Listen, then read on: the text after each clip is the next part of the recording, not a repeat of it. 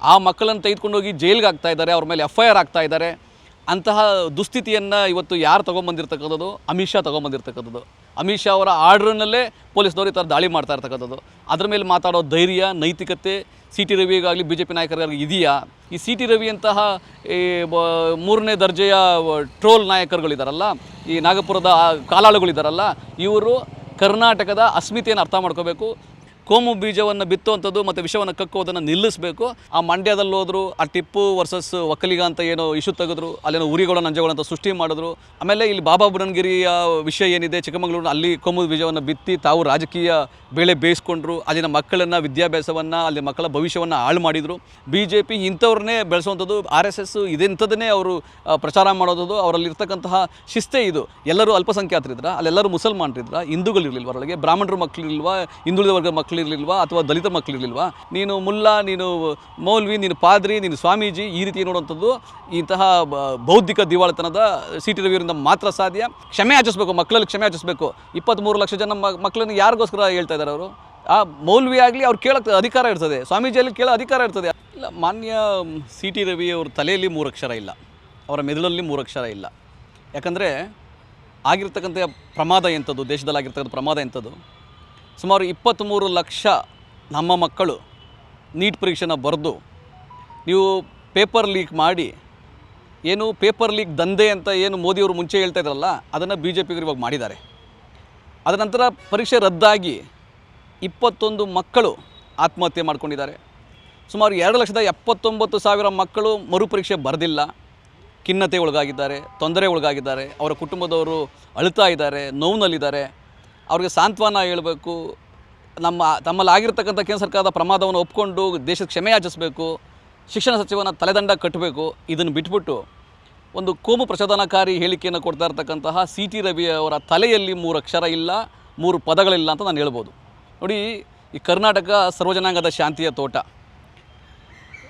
ಏನು ಬಸವಣ್ಣನವರ ಸಮಾನತೆಯ ತಳಹದಿ ಮೇಲೆ ಈ ಕರ್ನಾಟಕ ನಿಂತಿದೆ. ಇದನ್ನು ಅರ್ಥ ಮಾಡ್ಕೊಳ್ಳೋಕ್ಕೆ CT ರವಿಗೆ ಆಗಿಲ್ಲ ಅನ್ನೋದಾದರೆ ಇದೊಂದು ಭಾಳ ದುರಂತ ಮತ್ತು ವಿಪರ್ಯಾಸ. ಕೇವಲ ಕೋಮು ಪ್ರಚೋದನೆ ಮುಖಾಂತರ ಮಕ್ಕಳ, ಯುವಕರ ದಿಕ್ಕು ತಪ್ಪಿಸುವಂತಹ ಇಂತಹ CT ರವಿಯವರು ಅವ್ರ ತಲೆಯಲ್ಲಿ 3 ಅಕ್ಷರ ಇಲ್ಲ. ಒಂದು ಗ್ರಾಮ ಪಂಚಾಯಿತಿ ಸದಸ್ಯನಾಗಲಿಕ್ಕೂ ಕೂಡ ಆತ ಯೋಗ್ಯತೆ ಇಲ್ಲದಂತಹ CT ರವಿ ಈ ಪ್ರಚೋದನೆ ಮಾಡೋದನ್ನು ನಾನು ಖಂಡಿಸ್ತೀನಿ.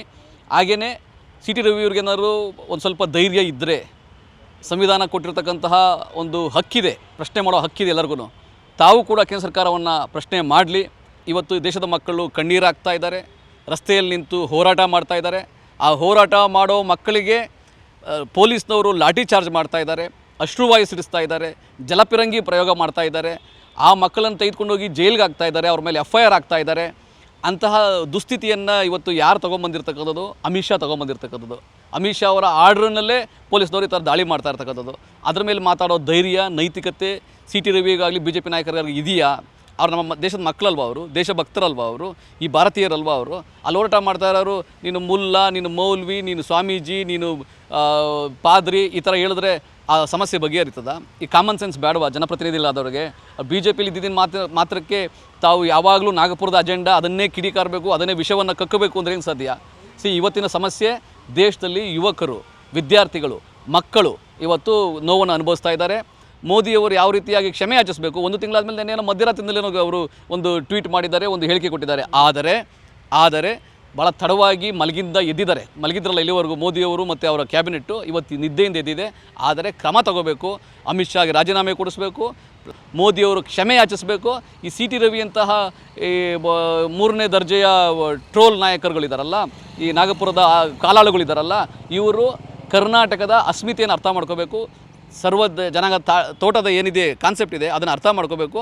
ಕೋಮು ಬೀಜವನ್ನು ಬಿತ್ತುವಂಥದ್ದು ಮತ್ತು ವಿಷವನ್ನು ಕಕ್ಕುವುದನ್ನು ನಿಲ್ಲಿಸಬೇಕು. ಈ ಸಮಸ್ಯೆಗೆ ಪರಿಹಾರ ಕೊಡಲಿಕ್ಕೆ ಸಾಧ್ಯ ಆದರೆ ಕೊಡಬೇಕು, ಇಲ್ಲ ತೆಪ್ಪಗಿರಬೇಕು.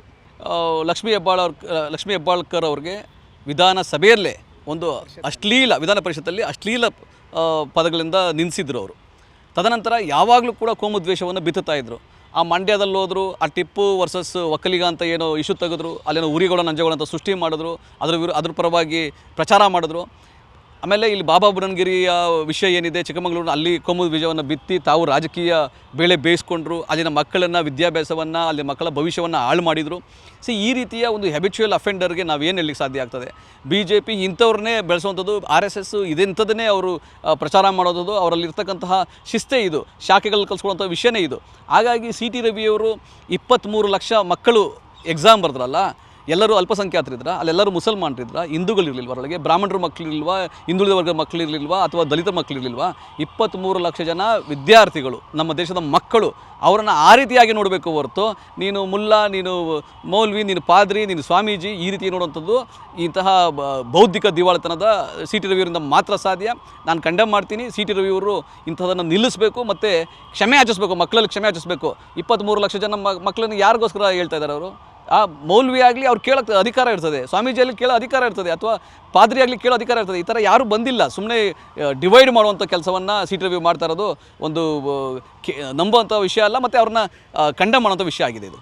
ನಮ್ಮ ಕಾರ್ಯಕ್ರಮಗಳನ್ನು ನೀವು ನೋಡ್ತಾ ಇದ್ರೆ ನಮ್ಮ ಚಾನೆಲ್ ಅನ್ನ ಸಬ್ಸ್ಕ್ರೈಬ್ ಮಾಡಿ, ಪಕ್ಕದ ಬೆಲ್ ಐಕನ್ ಒತ್ತಿ ನಮ್ಮನ್ನ ಬೆಂಬಲಿಸಿ. ಹಾಗೆ ನಮ್ಮ ಕಾರ್ಯಕ್ರಮಗಳನ್ನ ಲೈಕ್ ಮಾಡಿ, ಕಮೆಂಟ್ ಮಾಡಿ, ಅದನ್ನ ಬೇರೆಯವರಿಗೂ ವಾಟ್ಸ್ಆಪ್ ಮೂಲಕ ಶೇರ್ ಮಾಡಿ. ನೀವು ಹೀಗೆ ಮಾಡಿದಾಗ ನಮ್ಮ ಚಾನೆಲ್ ಇನ್ನಷ್ಟು ಮತ್ತಷ್ಟು ಜನರಿಗೆ ತಲುಪಲು ನೀವು ನಮ್ಮೊಂದಿಗೆ ಸಹಕರಿಸಿದ ಹಾಗಾಗುತ್ತೆ. ಇದು ನೀವು ಯಾವುದೇ ಖರ್ಚಿಲ್ಲದೆ ಕೆಲವೇ ಸೆಕೆಂಡುಗಳಲ್ಲಿ ನೀಡಬಹುದಾದ ಸಹಕಾರ. ಧನ್ಯವಾದಗಳು.